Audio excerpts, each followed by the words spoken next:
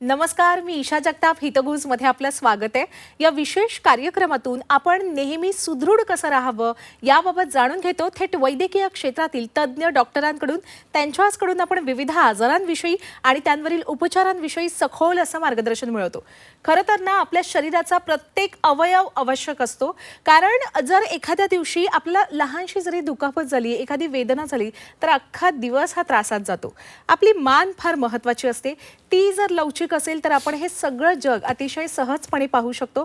त्यात आजचं जग हे आहे डिजिटलायझेशनचं। सतत मोबाईल पाहणं, लॅपटॉप पाहणं यामुळे उद्भवते मानदुखी। पण काळजी नसावी म्हणूनच आज आपण विषय निवडलेला आहे मानदुखीवर उपचार, तेही विना शस्त्रक्रिया। आणि ज्याबाबत आपल्याला मार्गदर्शन करणार आहे डॉक्टर किरण शेटे। नमस्कार डॉक्टर, कार्यक्रमात आपलं स्वागत। नमस्कार। नमस्कार। सुरुवातीला डॉक्टरांची ओळख करून देते। स्पायनॉलॉजी क्लिनिक हे विना शस्त्रक्रिया मणके आणि सांधेदुखीवरील उपचाराकरिता पुण्यातील प्रसिद्ध असं क्लिनिक आहे आणि याच क्लिनिकचे संस्थापक आणि संचालक आहेत डॉक्टर किरण शेटे। खरं तर ते पुण्यातील नामांकित असे ऑर्थोपेडिक सर्जन आहेत आणि त्यांच्या या क्लिनिकमध्ये आतापर्यंत तब्बल 50,000हून अधिक रुग्ण विना शस्त्रक्रिया वेदनामुक्त झालेले आहेत। त्यामुळे आता अजिबात वेळ न दवडता आपण त्यांच्याकडूनच जाणून घेणार आहोत मानदुखीवर विना शस्त्रक्रिया उपचार कसे करावे बरं। डॉक्टर, जसं मी सुरुवातीला सांगितलं की डिजिटलायझेशनचा जमाना आहे, सतत मोबाईल पाहणं, लॅपटॉप पाहणं यामुळे मानदुखी उद्भवते। खरं तर आपल्याला कामासाठीच ते करावं लागतं, पण मग मानदुखीवर उपचार काय आणि एवढी का उद्भवते आजकाल मानदुखी? तुम्ही ॲक्च्युली इंट्रोडक्शन करतानाच खूप सुंदरपणे सांगितलं की आजकाल आपल्या ज्या जीवनशैलीचे जे प्रभाव आहेत ते आपल्या शरीरातल्या सर्व अवयवांवर दिसतात आणि प्रामुख्याने आपल्या मानेवर नक्की दिसतात। कारण मान ही आपल्या हेडला म्हणजे आपल्या डोक्याला आपल्या बाकी शरीराला जोडत असते। त्यामुळे त्या ठिकाणी तिचं काम हे जवळपास 24/7 चालू असतं।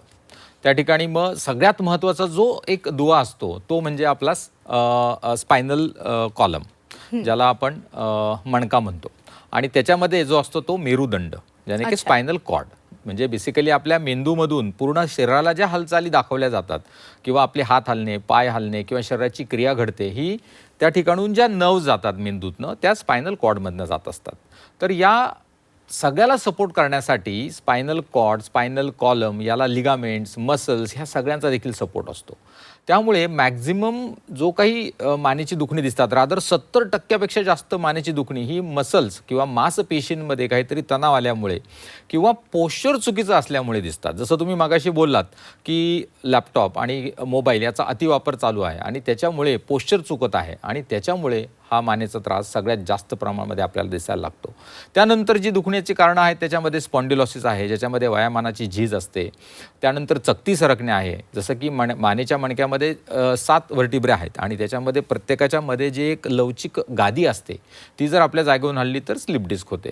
आणि अशी काही अनेक कारणं आहेत की ज्याच्यामुळे मानदुखी होऊ शकते। परंतु सगळ्यात जसं मी म्हणालो कॉमन हे पोश्चरचं कारण आहे। जसं तुम्ही म्हणालात की मोबाईलचा अतिरेक, मी एक थोडंसं एक याच्यामध्ये उदाहरण देऊ इच्छितो की जेव्हा मोबाईल आपण डोळ्याच्या समोर पाहत असतो तेव्हा मानेवर जो एक लोड असतो किंवा जो एक तणाव असतो हा डोक्याच्या वजना इतका असतो, जो ॲडल्ट्समध्ये साधारणतः 4.5 ते 5.5 किलोचा असतो। हीच मान जर आपण मोबाईल अंदाजे 45 डिग्रीनं खाली पाहायला लागलो तर तोच लोड आपला जवळपास 22 किलो होतो आणि तेच जर आपण 60 डिग्रीने खाली पाहायला लागलो तर तो 27 किलो होतो। म्हणजे विचार करा की आपण जर तासनतास ब्राउझिंग करत असू, सोशल मीडिया पाहत असू तर नक्कीच त्याचा कितीतरी परिणाम आपल्या मानेवर होत असतो। आणि ह्या सगळ्या कारणांमुळे आजकाल मानदुखी ही फक्त वयस्क लोकांसाठी राहिलेली नाही आहे, परंतु तरुणांमध्ये सुद्धा दिसते। त्याचबरोबर आजकाल बाकीची सुद्धा बरीच कारणं आपण पाहतो, जसं की रस्त्याची दुरावस्था, आपल्याकडे व्यायामाचा अभाव, न्यूट्रिएंटची कमतरता, आपल्याकडे मानसिक ताणतणावामुळे सुद्धा आपल्या मानेच्या ज्या मसल्स किंवा स्नायू आहेत हे तणाव आणि ताणले जातात, झोपण्याच्या चुकीच्या पद्धती। तर अशी बरीच कारणं आहेत की ज्याच्यामुळे आपल्याला मानदुखी पाहायला मिळते। खरं तर आपण अतिशय सहजपणे सांगितलं की मानदुखीची कारणं काय आणि त्यात होतं काय काय। याच्यावरून हे लक्षात आलं की मानदुखी अजिबात साधी नसते, आपल्या मानेत अनेक हालचाली घडत असतात। त्यातीलच एक मुद्दा आपल्याकडून जाणून घ्यायचा, स्लीप डिस्कचा आपण उल्लेख केलात। डॉक्टर, साधी मानदुखी आणि स्लीप डिस्क यामध्ये नेमका काय फरक आहे? उत्तम प्रश्न आहे, कारण बऱ्याच वेळेला हे कन्फ्युजन असतं। तर आपण असं समजूया की मी जसं मगाशी बोललो तुम्हाला की मानेमध्ये व्हर्टिब्रेज असतात, ज्याच्यामध्ये याला आपण हाडं म्हणतो व्हर्टिब्रेज, आणि त्याच्यामध्ये ह्या चकत्या असतात। आणि याला सगळ्याला सपोर्ट करणारे जे आहेत त्याला आपण या ठिकाणी म्हणतो मसल्स किंवा लिगामेंट्स. तर ह्या चकतीचं काम जे आहे हे बेसिकली शॉक ऑब्झर्व करणं आहे. म्हणजे मी मानेची हालचाल जी सगळ्या बाजूला करत असतो, सगळ्या कामांमध्ये करत असतो, ती मला सुसह्य होण्यासाठी ह्या चकतीचा रोल फार महत्त्वाचा आहे. ह्या चकतीचं आकुंचन आणि प्रसरण पावणं फार गरजेचं आहे. काही कारणानं जर मी चुकीच्या पद्धतीनं मुवमेंट सारख्या करत असेल, त्याच्यावर अतितणाव येत असेल, डिजनरेशन लवकर झालेलं असेल, तर ती चकती आपल्या जागेवरनं ज्यावेळेला बाहेर येते त्यावेळेला त्याला आपण स्लिप डिस्क असं म्हणतो. म्हणजे मी इथे एक तुम्हाला छोटासा फोटो दाखवतो ज्याच्यामध्ये तुम्हाला लक्षात येईल की स्लिप डिस्क म्हणजे काय. तर ती चकती आपल्या जागेवरनं ज्यावेळेला बाहेर येऊन नसांवर दबाव द्यायला लागते. आता ज्यावेळेला ती ही नस असते ही ऑफकोर्स मेंदूमधून निघून पूर्णपणे टेलबोनपर्यंत जात असते, परंतु मध्ये मध्ये ती छोट्या छोट्या मज्जातंतू आपल्या हातांमध्ये किंवा पायामध्ये जात असतात. आणि हा दबाव जर एखाद्या नसेवर आला तर मग आपल्याला हातामध्ये दुखणं चालू होतं. म्हणजे स्लिप डिस्क ज्यावेळेला होते, आणि हे एक ॲनिमेशनमध्ये सुद्धा खूप छान दाखवलेलं आहे की चकती हळूहळू बाहेर येते, ती जाणाऱ्या स्पायनल कॉर्डवर आणि स्पायनल रूटवर दोघांवरही दबाव देऊ शकते.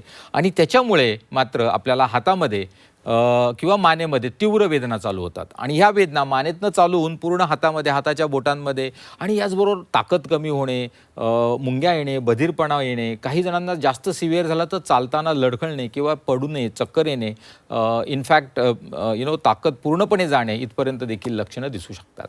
सो चकती सरकणे हे साध्या मानदुखीपेक्षा नक्कीच थोडंसं निश्चितच गंभीर स्वरूपाचं दुखणं असतं आणि त्याला लवकर बघणं गरजेचं असतं. आणि त्यासाठी त्याचं निदान अचूक होणं फार गरजेचं आहे. म्हणजे ज्यावेळेला रुग्ण आमच्याकडे येतात तेव्हा आम्ही त्यांचं अचूक निदान याच्यावर पूर्णपणे लक्ष देत असतो. कुठलाही रुग्ण आला त्याचं निदान जर व्यवस्थित झालं तरच त्याची ट्रीटमेंट चांगली होऊ शकते.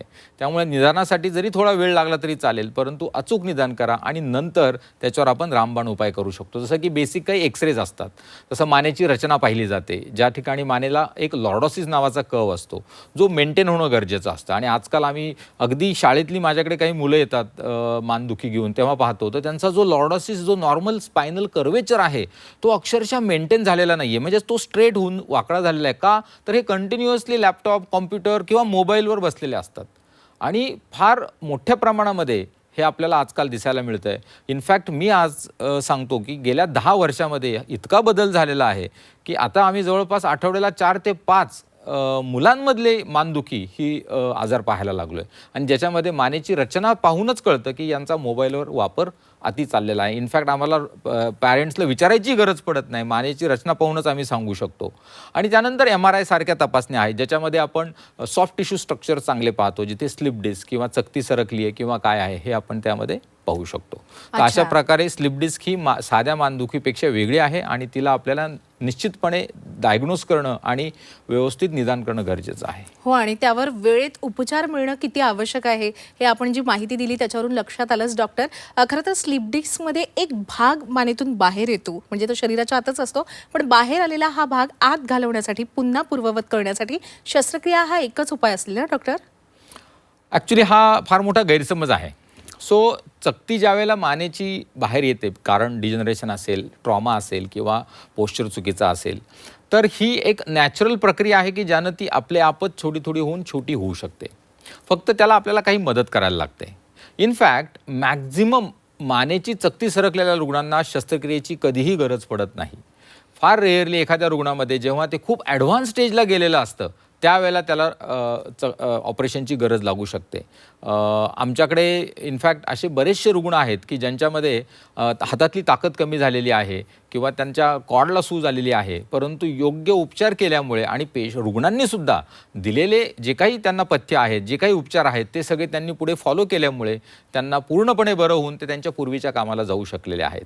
तर याच्यामध्ये आम्ही काय करतो, सगळ्यात महत्त्वाचं डायग्नोसिस झालं, कुठली चकती आहे कळालं की त्यानंतर आमच्याकडे एक स्पायनल इंजेक्शनची थेरपी आम्ही करतो, ज्याच्यामध्ये अगदी लोकल ॲनेस्थेशियामध्ये जागच्या जागी भूल देऊन, मशीनमध्ये बघून, अगदी कंटिन्युअसली मॉनिटर करून, पेशंटशी गप्पा मारत आम्ही त्या चकतीच्या ठिकाणी जिथे सूज आली आहे तिथे एक इंजेक्शन देतो.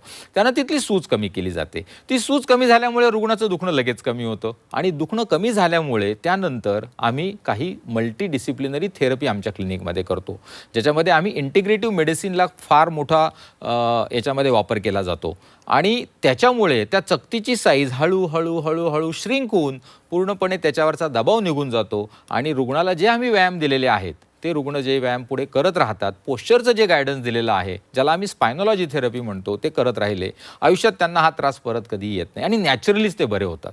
आणि इनफॅक्ट हे एका चकतीसाठी नाही, मणक्यामध्ये किंवा अख्ख्या पूर्ण स्पायनल कॉर्डमध्ये जेवढ्या चकत्या आहे त्यांना त्याचा निश्चित फायदा होतो. आणि स्पायनल इंजेक्शन ही अगदी सेफ आहे, लोकल ॲनेस्थेशियामध्ये आहे. काही जणांचे गैरसमज असतात की त्याच्यामुळे मला लाँग टर्म काहीतरी प्रॉब्लेम होईल, मला परत घ्यायला लागेल. अगदी घाबरण्यासारखं काहीच कारण नाही आहे. खूप ॲडव्हान्स टेक्नॉलॉजी आता आलेली आहे आणि अगदी लाईव्ह गायडन्समध्ये केल्यामुळे याच्यामुळे नुकसान कुठलंही होत नाही, परंतु ऑपरेशनपासून मात्र रुग्ण नक्की वाचू शकतो याच्यामध्ये. सो अशा प्रकारे आम्ही रुग्णांना विदाऊट सर्जरी स्लिप डिशच्या आणि हातामध्ये जे दुखणं जातं आहे त्याच्यामध्ये बरं करत असतो. खरं तर बहुविध उपचार पद्धती सुद्धा आपण करता, इंटिग्रेटिव्ह उपचार पद्धती, याविषयी काय सांगाल डॉक्टर आपल्या प्रेक्षकांना? सो मी जसं म्हणालो की इंजेक्शन दिल्यानंतर नुसतं इंजेक्शन देऊन सूज कमी करणं हे तर झालं, परंतु त्याच्यानंतर जी उपचार पद्धती आहे तीही तितकीच महत्त्वाची आहे. कारण याच्यामध्ये आम्ही इंटिग्रेटिव्ह मेडिसिन हा बऱ्याच वर्षापासून मी इम्प्लिमेंट केलेला विषय आहे, ज्याच्यामध्ये आम्ही मॉडर्न मेडिसिनमधल्या काही महत्त्वाच्या गोष्टी आणि ट्रॅडिशनल मेडिसिन म्हणजे अगदी योगा, व्यायाम, फिजिओथेरपी, पोश्चरल थेरपीज, त्यानंतर आपलं आयुर्वेदिक थेरपीज, ह्या सगळ्यांमधून किंवा इवन न्यूट्रिशन, ह्या सगळ्याचा ह्या आपल्या मानेच्या दुखण्याला पूर्णपणे बरं करण्यासाठी रोल असतो. मॉडर्न मेडिसिन त्याचं काम करणारच आहे, परंतु त्याचबरोबर आपण जर जीवनशैली बदलली नाही, आपण जर आपलं खानपान बदललं नाही, तर ते आजार परत परत व्हायला वेळ लागणार नाही किंवा आहे त्यातनं सुद्धा आपल्याला फक्त गोळ्यांवर डिपेंडन्सी राहू शकते. आणि सारख्या गोळ्या घेणं हे शरीराला लाँग टर्ममध्ये नक्कीच धोकादायक आहे. त्याच्यामुळे ह्या मल्टीडिसिप्लिनरी ट्रीटमेंटमध्ये आम्ही टीम ॲप्रोचने काम करतो, ज्याच्यामध्ये मॉडर्न मेडिसिन, ॲलोपॅथी स्पेशालिस्ट तर आहेच आहे, परंतु त्याचबरोबर आमच्याकडे फिजिओथेरपिस्ट आहेत, मॅन्युअल थेरपिस्ट आहेत, अर्गोनॉमिस्ट आहेत, ज्याच्यामध्ये पोश्चरल थेरपीचा खूप मोठा रोल आहे. तुम्ही बसता कसं, झोपता कसं, उशी कुठली वापरायची, इनफॅक्ट आम्ही ब्रशिंगपासून डेली ॲक्टिव्हिटीज सगळ्या त्याच्यामध्ये त्याच्या ट्रेनिंग केल्या जातात. त्याचबरोबर आमच्याकडे योगा स्पेशालिस्ट आहेत, आयुर्वेदिक स्पेशालिस्ट आहे, फार मोठा रोल आहे त्यांचासुद्धा आमच्या सगळ्या या थेरपीजमध्ये, सायकॅट्रिस्ट आहेत, रुमॅटॉलॉजिस्ट आहेत. सो हे जेव्हा टीम बेस्ड अप्रोच केला जातो आणि जिथे आपण मॉडर्न प्लस ट्रॅडिशनल ह्या दोन्ही सायन्सेसला एकत्र घेऊन काम करतो, त्याला आपण इंटिग्रेटिव्ह मेडिसिन असं म्हणतो. आणि आज त्याचा खूप मोठ्या प्रमाणात प्रसार होत चाललेला आहे. इनफॅक्ट वेस्टर्न वर्ल्डमध्ये तर याला खूप महत्त्व दिलेलं आहे आणि आमच्याकडे आम्ही हे जवळपास गेले आता 16 ते 17 वर्ष झाले सेम प्रोसेस इंटिग्रेटिव्ह मेडिसिनची फॉलो करतो. आणि आमचे त्याच्यामध्ये 4 ते 5 शोधनिबंध अगदी इंडेक्स पियर रिव्ह्यूड जर्नलमध्ये पब्लिश झालेले आहेत आणि त्याला पूर्ण जगमान्यता मिळालेली आहे. सो अशा प्रकारे इंटिग्रेटिव्ह मेडिसिन हा एक फार मोठा विषय आहे आणि त्यातनं रुग्ण पूर्णपणे बरे होतात. इनफॅक्ट मी तुम्हाला आमचे एक रुग्ण आहेत ज्यांची एक प्रतिक्रिया पाहिजे तर दाखवू शकतो, तुम्ही ऐकू शकता. डावा खांदा आणि मान आणि हे इतक्या प्रमाणात दुखायचं का खूप दुखायचं. मी स्पायनॉलॉजी क्लिनिकमध्ये आलो, डॉक्टर किरण शेट्यांना भेटलो. मला त्यांनी एक इंजेक्शन दिलं. माझं ज्या ठिकाणी जास्त दुखत होतं तिथं इंजेक्शन दिलं आणि 10 दिवसाची थेरपी करायला सांगितली. आणि थेरपी इंजेक्शन दिले आणि 4 दिवसानंतर मला एकदम असं बरं वाटायला लागलं. 10 दिवसाची थेरपी केल्यानंतर मी आज एकदम मस्त आणि ठणठणीत झालेलो आहे. तर तुम्ही पाहिलं की रुग्ण ज्यावेळेला पूर्णपणे सगळं सांगतो त्या पद्धतीनं फॉलो करतो, तेव्हा आता ते आमचे रुग्ण अगदी शेतामध्ये काम करण्यापासून स्पोर्ट्स खेळण्यापासून सगळ्या गोष्टींमध्ये अव्वल आहेत. अगदीच अगदीच. पण तरीही मला प्रश्न पडलाय डॉक्टर, की जे स्लीप डिस्क विषयी आपण सांगितलं की तो भाग बाहेर येतो आणि त्यावरही आपण विना शस्त्रक्रिया उपचार करता, पण तो भाग पुन्हा पूर्ववत होतो का? म्हणजे स्लीप डिस्क पूर्ण बरा होऊ शकतो का? स्लिप डिस्क आता मी परत एकदा तुम्हाला समजावून सांगतो. ज्या वेळेला ती चकती डिजनरेट होऊन बाहेर आलेली असते, ती कुठल्याही कारणानं तुम्ही नॉर्मली पहिल्यासारखी 100% करू शकत नाही. त्याचं दुखणं कशामुळे असतं तर त्याचा जो नसेवर दबाव आलेला असतो त्याच्यामुळे असतं आणि तोच जो दबाव आहे तो आपल्याला कमी करायचा असतो. तर ती जी चकती पूर्णपणे बाहेर आलेली आहे तिचं साईज छोटं करणं हे आपल्या हातात असतं आणि ते नॅचरलीच होणार असतं. आपण त्याला मदत करत असतो. ती जर मदत शास्त्रीय पद्धतीने झाली तर ती लवकर होते, चांगली होते आणि लाँग टर्म पेशंटला निदान नक्कीच रिलीफ मिळतो. त्यामुळे स्लिप डिस्क ही पूर्णपणे बरी होणे म्हणजे काय तर तो दबाव कमी होणे, त्याची साईज कमी होणे आणि त्या रुग्णाचं दुखणं कायमचं निघून जाणे आणि त्याचबरोबर जास्त महत्त्वाचं त्याला त्याच्या ज्या पूर्वीच्या ॲक्टिव्हिटी करायच्या करायच्या होत्या, ज्या शेतातलं काम असेल, घरातलं काम असेल, स्पोर्ट्स असेल, ते सगळं परत पहिल्यासारखं करता यावं. आपल्याकडे इनफॅक्ट बरेचसे सेलिब्रिटीज आहेत, इन्क्लुडिंग विराट कोहली, ज्यांना मानदुखीचा प्रचंड त्रास झाला होता, परंतु he is now hitting centuries like anything. So पूर्णपणे बरी होणे याचा अर्थ MRI जाऊन तुम्हाला ती चकती मोठी की छोटी दिसणे हे नाही आहे, तर त्याला काम परत पूर्णपणे करता येणं हे आहे. सो ती छोटी नक्कीच होते आणि त्या बऱ्याच रुग्णांमध्ये आम्ही आता MRI स्टडीज केलेल्या आहेत, ज्याच्यामध्ये असं दिसतं की काही महिन्यांनंतर जी स्लिप डिस्क आलेली आहे ती अक्षरशः त्या ठिकाणी दिसत सुद्धा नाही. म्हणजे आम्हाला विचार करावा लागतो की हा MRI खरंच याच रुग्णाचा आहे की दुसऱ्या कुणाचा नॉर्मल MRI आपण घेऊन आलेलो आहे. सो अशा पद्धतीनं स्लिप डिस्क ही पूर्णपणे बरी होऊ शकते. अच्छा डॉक्टर, माझ्या मते आपल्या आणखी एका रुग्णाची प्रतिक्रिया आपल्यापर्यंत पोहोचलेली आहे, बरोबर? येस, ती सुद्धा आपण दाखवू शकतो. नक्की नक्की. आमचे एक रुग्ण आहेत की ज्यांना बेसिकली कॉर्ड मायलोमलेशिया म्हणजे मणक्याच्या आतमध्ये जो कॉर्ड असतो त्याला सूज आलेली होती आणि त्यांना ॲक्च्युली ऑपरेशन पण झालेलं होतं, परंतु ऑपरेशन होऊनही त्यांना काही रिलीफ येत नव्हता.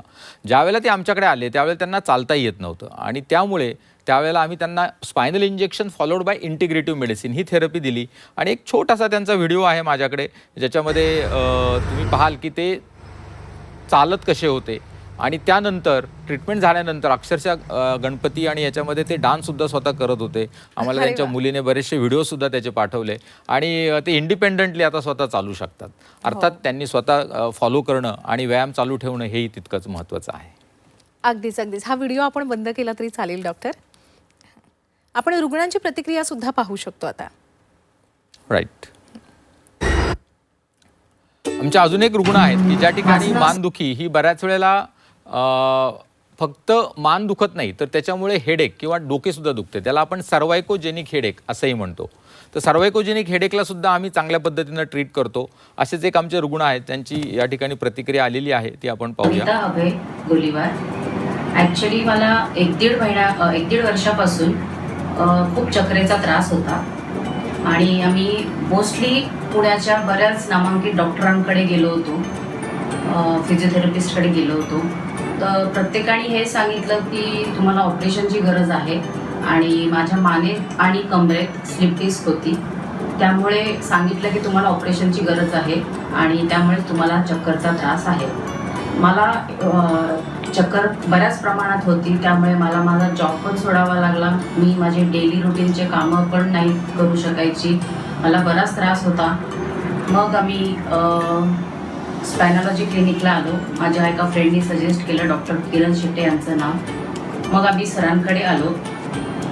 सरांनी MRI सजेस्ट केला आणि एकदम त्यांनी माझा रूट कॉज शोधला की एक्झॅक्टली माझ्या चक्करचा जो त्रास होता त्याचा काय प्रॉब्लेम आहे तो त्यांनी फाइंड आउट केला, जो कुठेच फाइंड आउट झाला नव्हता. मग सरांनी आम्हाला एक इंजेक्शन सजेस्ट केलं. मग त्यांनी मला मानेमध्ये इंजेक्शन दिलं. त्यानंतर दुसऱ्याच दिवशीपासून माझा पेन थांबला आणि मला चक्करेचा त्रास पण कमी झाला. नंतर स्पायनॉलॉजी क्लिनिकमध्ये 12 दिवसाची मी ट्रीटमेंट घेतली. Thanks to doctor Kiran Shette sir. Actually he is very motivative, he is very positive आणि तुम्हाला इथे आल्याच तुम्हाला आधी असं अर्ध तर बरं वाटायला लागतं की नाही मी इथे बरा होणार आहे. इथे आल्यावर तुम्हाला हॉस्पिटलची फिलिंग येत नाही, एक असं घरगुती वातावरण वाटतं. आणि thanks to Kiran Shette sir for म्हणजे मला परत जगण्याची त्यांनी उमेद दाखवली, त्याबद्दल धन्यवाद. पेन आता माझा 100% पेन कमी झाला आहे. आता मला चक्कर पण मागच्या 2 महिन्यापासून एकदाही चक्कर नाही आली आहे. मी आता माझी लाईफ पूर्ववत सुरू झालेली आहे आणि ह्याचं सगळं श्रेय स्पायनॉलॉजी क्लिनिकला जातं आणि डॉक्टर किरण शेट्टे यांना जातं. सरांना खूप खूप धन्यवाद. वा वा, किती समाधान दिसत होतं त्यांच्या चेहऱ्यावर आणि त्या पुन्हा पुन्हा तुमचे आभार मानत होते डॉक्टर. बऱ्याच रुग्णांना ना डॉक्टर चक्कर येते किंवा डोकं दुखतं आणि जेव्हा ते डॉक्टरांकडे जातात तपासणी करायला तेव्हा डोक्याचं किंवा इतर कसलाच काही त्रास नसतो, त्रास उद्भवतो तो मानेचा. हे काय प्रकरण आहे डॉक्टर?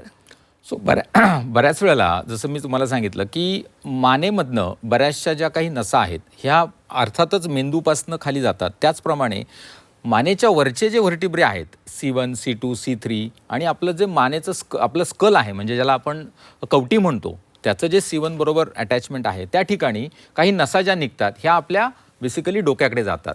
त्याचबरोबर काही क्रेनियल नर्व्ज आहेत, त्यातल्या दोन महत्त्वाच्या म्हणजे बेसिकली ट्रायजेमिनल नर्व आणि स्पायनल ॲक्सेसरी नर्व. यांचं जे ओरिजिन आहे हे अप्पर स्पायनल कॉर्डमधून असतं. त्यामुळे C1, C2, C3 या एरियामध्ये म्हणजे वरच्या मणक्यांमध्ये जर काही इजा झालेली असेल, एस्पेशली फॅसेट जॉईंट्सला, तर त्याच्यामुळे रिफ्लेक्सिव्हली आपल्याला रिफर्ड पेन म्हणून डोकेदुखी चालू होते. आपण याला सर्वायकोजेनिक हेडेक असं म्हणतो. त्याच्यामध्ये बरेच प्रकार आहेत. अर्थात ऑक्सिपिटल न्यूरॅल्जिया आहे, ग्रेटर ऑक्सिपिटल न्यूरॅल्जिया आहे. ऑफकोर्स हे सगळे हेडेक्स जे आहेत हे आपल्याला बरेच रुग्ण माझ्याकडं वेगवेगळ्या प्रकारचे इलाज करून येतात. त्यांना मायग्रेन, टेन्शन हेडेक अशी वेगवेगळी नावं दिली जातात. परंतु त्याचं ओरिजिन एकदम छोट्या गोष्टीमध्ये असतं. छोट्या म्हणजे ट्रीटमेंट कदाचित त्याची डायग्नोज झाल्यानंतर छोटी होऊन जाते, परंतु रुग्णासाठी ते दुखणं मात्र अक्षरशः असह्य झालेलं असतं. त्यामुळे जे काही नसा किंवा जे काही मसल्स इंज्युअर झालेले असतात हे अप्पर सर्वायकल स्पाईनमध्ये असतात. एकदा त्याचं कारण सापडलं की ते ट्रीट करणं फार सोपं आहे. त्यामुळे बऱ्याच वेळेला जसं तुम्ही पाहता की बटन दाबलं आणि लाईट लागली असं नाही आहे. बटन खराब झालं की लाईट खराब आहे हे शोधणं फार गरजेचं आहे. लाईट की तुम्ही 100 बदलल्या, पण जर बटनच खराब असेल तर त्या लाईट बदलून काहीही उपयोग होत नाही. त्यामुळे रुग्णाला मी जसं नेहमी म्हणतो की निदान अचूक करणं गरजेचं आहे. तसंच मानेतनं जी डोकेदुखी होती ती आपल्याला योग्य ठिकाणी कुठून आहे ते शोधणं आणि मग त्याच्यावर उपचार करणं हे फार गरजेचं आहे. खूप खूप मोलाचा सल्ला आपण दिलेला आहे. आता आपण आलेलो आहोत या कार्यक्रमाच्या समारोपाकडे. जाता जाता आणखी एक महत्त्वाचा सल्ला आपण काय द्याल आपल्या सर्व प्रेक्षकांना? सर्वात महत्त्वाचं म्हणजे एस्पेशली आपण मानदुखीबद्दल बोलत आहोत म्हणून मी सांगतो की सगळ्यात महत्त्वाचं म्हणजे तुम्ही जर एखाद्याला मानदुखीचा त्रास असेल तर पहिले तर त्याला इग्नोर करू नका. दुसरं, जवळच्या एखाद्या कुणातरी क्वॅककडे जाऊन आपण त्याला क्रॅकिंग करणं किंवा मोडणं किंवा आवाज येतो म्हणून बरं वाटणं असं करू नका. कारण आपली बोटं मोडली तरी आपल्याला बरं वाटतं, परंतु परत मोडायची इच्छा होते. म्हणून आतला आजार बरा झालेला नसतो, म्हणजे बोटांमध्ये आजार नसतो, परंतु मानेमध्ये जो आजार आहे हलकेपणा फक्त तुम्हाला वाटतो. त्यामुळे अशा पद्धतीचे उपचार न करता तज्ज्ञ डॉक्टरांकडे जाऊन त्याचा सल्ला घ्या, त्याचं निदान करा आणि उपचार करून घ्या. अगदीच कोणतेही उपचार घ्यायचे असतील तर तज्ज्ञ डॉक्टरांचा सल्ला घेणं अतिशय आवश्यक आहे. खूप मोलाचा सल्ला दिलात डॉक्टर. खूप खूप आभार. आपण या चर्चेत सहभागी झालात. खूप आभार. धन्यवाद. धन्यवाद. थँक्यू. प्रेक्षक हो, आता वेळ झालेली आहे इथेच थांबण्याची. ताज्या घडामोडींसाठी नेहमीच पाहत रहा झी 24 तास.